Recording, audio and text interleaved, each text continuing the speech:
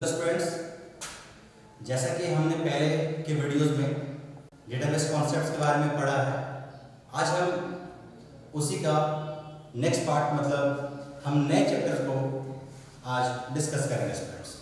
तो आज का जो हमारा चैप्टर होगा वो होगा स्टूडेंट स्ट्रक्चर्ड क्वेरी लैंग्वेज। जी हाँ, आप में से बहुत सारे लोग शायद पहले सुना भी हो इसका नाम एसक्यूएल। ठीक है, तो आज हम एसक्यूएल ही डिस्कस करने वाले हैं और कंप्यूटर साइंस सिलेबस में क्लास 12 के अंतर्गत ये चैप्टर 12 में अवेलेबल है। ओके स्टूडेंट्स, तो स्ट्रक्चर्ड क्वेरी लैंग्वेज का शॉर्ट फॉर्म एसक्यूएल है। आपको पैनिक नहीं होना है कि दोनों में क्या डिफरेंस है, ये उसका फुल फॉर्म है। स्टूडेंट्स, आपको मैं थोड़ा सा इसके बारे में इंट्रोड्यूस कर दूं। एसक्यूएल एक क्वेरी लैंग्वेज है, यह एक क्वेरी लैंग्वेज है और क्वेरी का मतलब होता है कमांड्स। ठीक है, हमें कुछ भी ऑपरेशन अगर सिस्टम में परफॉर्म करना हो तो उसे हम कमांड से परफॉर्म करेंगे। तो बोलेंगे सर कमांड कैसे? सपोज एग्जांपल दे रहा हूं मैं कमांड का। सपोज अगर आप एक स्मार्टफोन के यूजर हैं तो कभी कभार आप क्या करते हो कि आप क्लिक करते हो कहीं पर किसी आइकन पे, तो आप क्लिक कर रहे हो, इसका मतलब वो भी एक कमांड है। जैसे आपने कभी वॉइस कमांड भी दिया हो कि ओपन गैलरी, तो गैलरी ओपन हो जाता है, ओपन कॉन्टैक्ट, कॉन्टैक्ट ओपन होता है, तो इसे हम कमांड कहेंगे। लेकिन वो कमांड यहाँ पर काम नहीं देगा, यहाँ पर कमांड आपको लिखना होगा। Clear students? तो अब हम इसके बारे में आपको बता दूं कि एसक्यूएल को इंट्रोड्यूस किया था आईबीएम ने लगभग 70s के डिकेड्स में, दशक में। क्लियर? और एसक्यूएल बहुत धीरे धीरे डेवलप होता चला गया, वो उसके अलग अलग वर्जन आते चले गए। लेकिन अभी एसक्यूएल का लेटेस्ट वर्जन जो अवेलेबल है, एसक्यूएल जो 2008 में लॉन्च किया गया था, उसका नाम भी दिया गया एसक्यूएल 2008।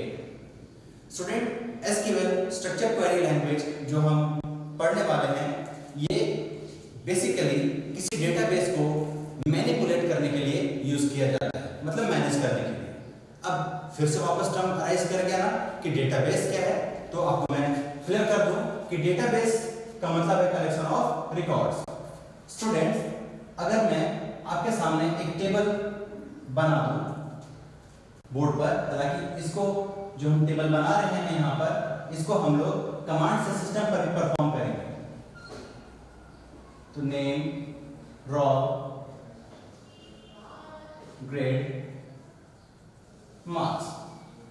ओके, तो अब इस तरह का टेबल क्रिएट करना है। मतलब अगर स्टूडेंट्स का रिकॉर्ड को स्टोर करना है सिस्टम में, तो हमें एक स्टैंडर्ड फॉलो करना होगा, मतलब एक टेबल क्रिएट करना होगा।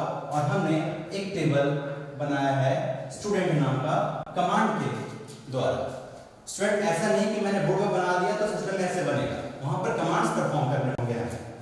अब यहाँ पर 1 बाय 1 रिकॉर्ड फिल किया जाएगा। क्लियर? तो जैसे अगर एक नाम मैं दे दूं Eric, Smith, John, roll number fill कर दे रहा हूं मैं।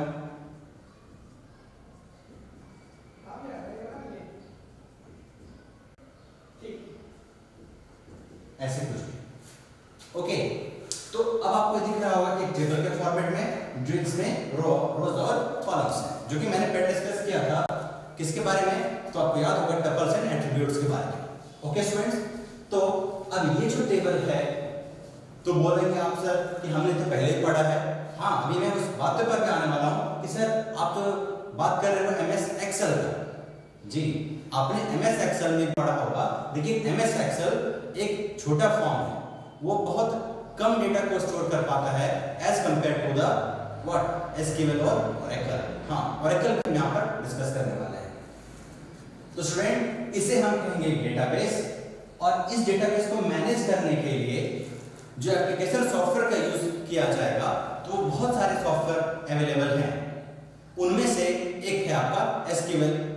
कुछ और एग्जांपल ले लेंगे तो है Oracle, MySQL, DB2, FoxPro, MS access.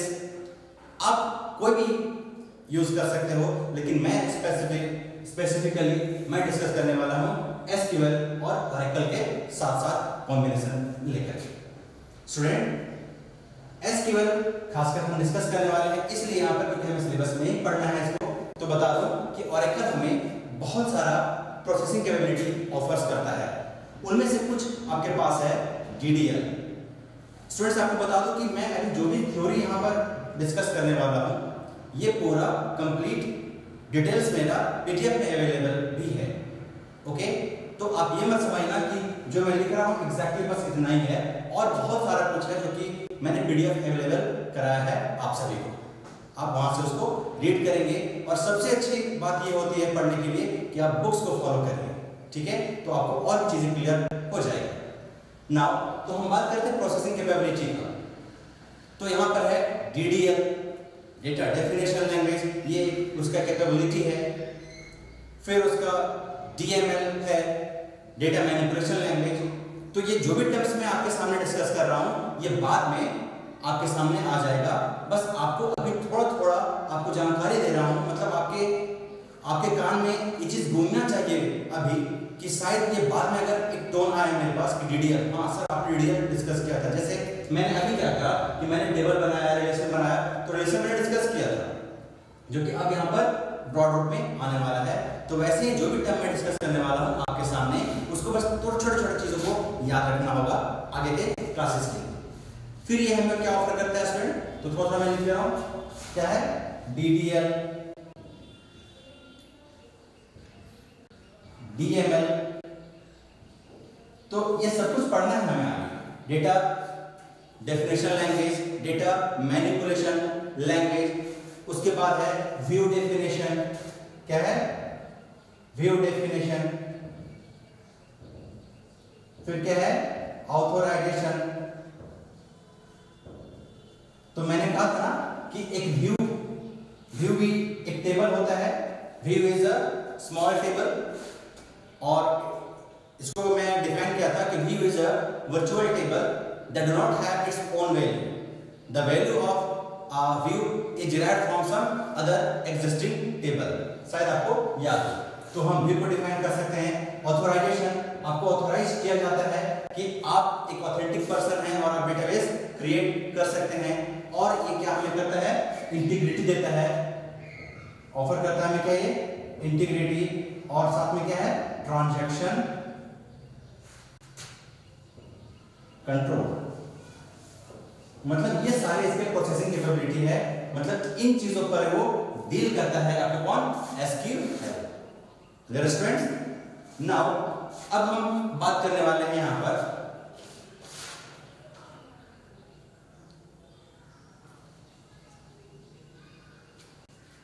छोटा सा टॉपिक लेकर के कि आखिर सर डीएमएल और डीडीएल थोड़ा क्या है उसको डिस्कस करेंगे, क्योंकि हम इसी के बारे में थोड़ा आगे हम पढ़ने वाले हैं, ठीक है।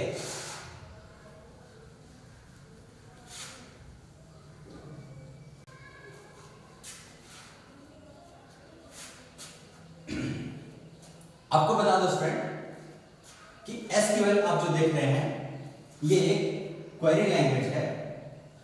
अगर आपने बेसिक पढ़ा होगा, फंडामेंटल पढ़ा होगा, तो आपने पढ़ा होगा कंप्यूटर का जनरेशन लैंग्वेजेस। कंप्यूटर का कितने जनरेशन है, तो 5 जनरेशन है। फर्स्ट जनरेशन, मैं बात कर रहा हूं लैंग्वेज का, यानी कंप्यूटर जनरेशन का, जनरेशन ऑफ कंप्यूटर लैंग्वेजेस, ठीक है। तो फर्स्ट जनरेशन में आपने पढ़ा होगा व्हाट, एमएल मतलब मशीन लैंग्वेज 0 and 1। फिर आपने पढ़ा होगा सेकेंड जनरेशन लैंग्वेज में क्या, असेंबली लैंग्वेज। थर्ड में पढ़ा होगा हाई लेवल लैंग्वेज, और फोर्थ जनरेशन में हमारे पास आता है क्या, क्वेरी लैंग्वेजेस। तो ये फोर्थ जनरेशन में हमारे पास क्वेरी लैंग्वेज आता है, और हम इसी को डिस्कस कर रहे हैं यहाँ। ओके स्टूडेंट्स, तो आपको बता दूं कि एसक्यूएल जो है, एसक्यूएल है सब लैंग्वेज। एसक्यूएल का और भी कुछ लैंग्वेजेस है, वो है मेरा डीडीएल, डीएमएल, डीसीएल। ओके, तो डीडीएल और डीएमएल तो हम यहाँ क्लास 12 में डिस्कस करेंगे ही करेंगे आगे, क्योंकि आगे क्लासेस में सिर्फ और सिर्फ हम इसी के बारे में डिस्कस करेंगे। Data definition language data manipulation language और डेटा कंट्रोल लैंग्वेज। इसे हमें यहाँ पर नहीं पढ़ना चाहिए, क्लास 12 में ये पार्ट डिस्कस नहीं किया जाएगा, लेकिन मैं अगर मौका मिलेगा तो इसको भी कभी डिस्कस करूंगा क्लासेस में। तो DDL और DML के बारे में तो मैं जानने वाला नहीं, लेकिन इसके बारे में थोड़ा सा मैं इंट्रोड्यूस कर दूं कि ये है डेटा कंट्रोल लैंग्वेजेस। मतलब अगर डेटाबेस है तो उसका कंट्रोल भी आप कर सकते हो, आप ग्रांट कर सकते हो यूजर को कि आपको इतना ही परमिशन दिया जाता है, और वो ग्रांट को वापस रिवोक भी कर सकते हैं। मतलब ये ऑफर करता है आपको व्हाट जी